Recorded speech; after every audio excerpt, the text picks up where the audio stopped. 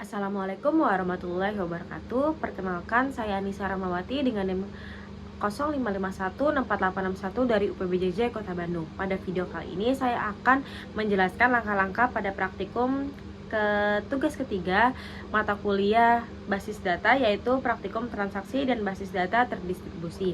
Pada video kali ini saya hanya akan menjalankan praktik dan langkah-langkah pada praktikum transaksi dikarenakan Ubuntu dan juga VirtualBox saya masih belum bisa digunakan hingga saat ini. Pada praktikum kali ini kita menggunakan database yang sudah kita gunakan pada praktikum sebelumnya, yaitu database rumah sakit. Kita pastikan bahwa salah satu storage engine kita yaitu InnoDB atau BDB. Oke, langkah selanjutnya adalah membuat transaksi. Kita bisa buka di halaman routines. Lalu kita klik create new routine, lalu kita isi sesuai dengan panduan yang terdapat di panduan praktikum 3. Untuk parameternya kita hapus aja. Nah, apabila sudah selesai mengetik add parameter, maka kita bisa klik go. Jika sudah, maka akan muncul pop-up bahwasannya transaksi 1 berhasil dibuat. Lalu kita buka tab SQL, lalu kita panggil dengan cara call transaksi 1. Ini membuktikan bahwa transaksi 1 sudah berhasil dibuat. Lalu akan tampak di sini transaksi yang baru saja saya buat, yaitu ID pasien 10 dengan namanya Anissa Rahmawati, domisilinya di Kota Malang dan jenis kelaminnya perempuan. Namun apabila kita lihat di tabel pasien, transaksi yang baru saya buat belum masuk dikarenakan kita tidak melakukan commit. Perlu kita ingat di sini bahwa transaksi 1 tersebut tanpa komit, sehingga hasilnya tidak akan masuk ke dalam pasien. Artinya, apapun perintah yang disimpan pada sebuah transaksi, jika belum dilakukan komit, maka data tidak akan masuk ke dalam tabel basis data. Supaya data tersebut masuk ke dalam tabel pasien, maka perintah dalam transaksi 1 harus dimodifikasi dengan menambahkan komit. Pada contoh berikutnya saya akan membuat rutin baru, yaitu dengan nama transaksi 2. Untuk parameternya kita hapus aja. Lalu di sini saya memasukkan value-nya adalah ID pasien 11 atas nama Habib Khalil, Kota Madiun dan juga jenis kelaminnya laki-laki. Lalu balik lagi kita buka tab SQL, kita call transaksi 2-nya. Maka di sini kita bisa lihat bahwa Habib Khalil telah masuk ke dalam tabel pasien. Hal ini dikarenakan tadi kita sudah memanggil perintah commit. Oke, untuk selanjutnya adalah kita akan praktikum rollback. Rollback ini digunakan untuk menggugurkan perintah yang sedang berjalan. Ini berguna jika ada suatu hal yang tidak diinginkan terjadi pada sistem. Namun, untuk rollback ini perlu diingat bahwa rollback ini berpengaruh jika perintah yang sedang berjalan belum di-commit. Misalnya, kita akan menjalankan perintah update. Di sini saya akan membuat transaksi baru, yaitu dengan nama transaksi 3. Misalkan di sini pada transaksi 3 saya menggunakan perintah rollback untuk mengupdate pasien dengan nama pasien Habib Khalil, di mana ID pasiennya adalah 11. Lalu kita klik go.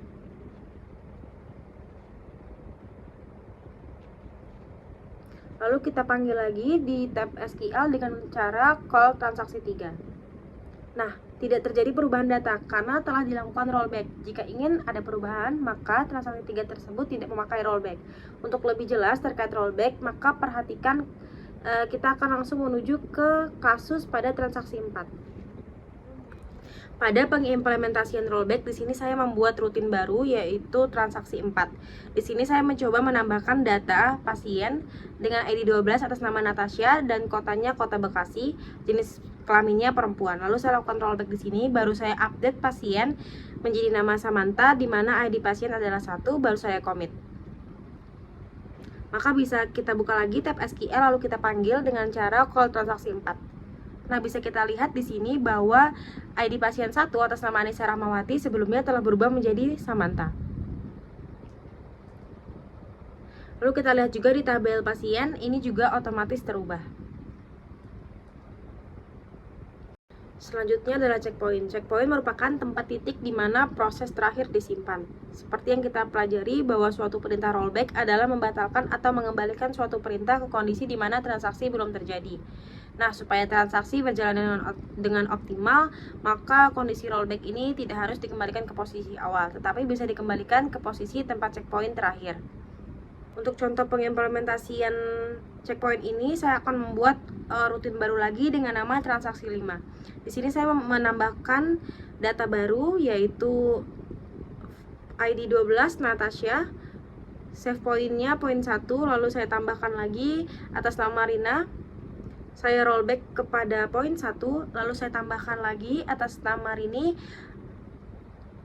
lalu kita commit.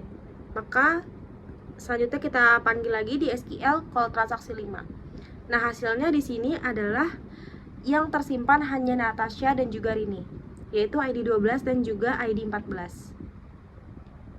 Sebelum masuk ke pengimplementasian trigger, kita di sini akan membuat tabel baru, yaitu tabel obat dan juga tabel transaksi obat. Tabel obat ini terdiri dari ID obat, kode obat, nama obat, harga, dan juga stok. Sementara untuk transaksi obat sendiri terdiri dari ID transaksi, ID pasien, ID obat, jumlah, dan juga total harga. Selanjutnya kita pastikan dulu bahwa tabel-tabel yang kita buat tadi sudah terrelasi dengan baik dan sesuai. Sebelum melakukan relasi pun kita pastikan dulu kita sudah memasukkan foreign key-nya masing-masing. Lalu tampilannya akan menjadi seperti ini. Tampilan akhir antara relasinya akan menjadi seperti ini. Selanjutnya kita mencoba memasukkan value dari tabel obat. Di sini saya mencoba memasukkan 3 contoh value, yaitu amikacin, amoxicillin, dan betadine. Oke, untuk contoh kasus trigger ini saya buat misalnya seorang pasien membeli obat amikacin sebanyak 5 buah. Maka ketika tabel transaksi obat pada atribut jumlah dimasukkan data, maka secara otomatis stok pada tabel obat akan berkurang.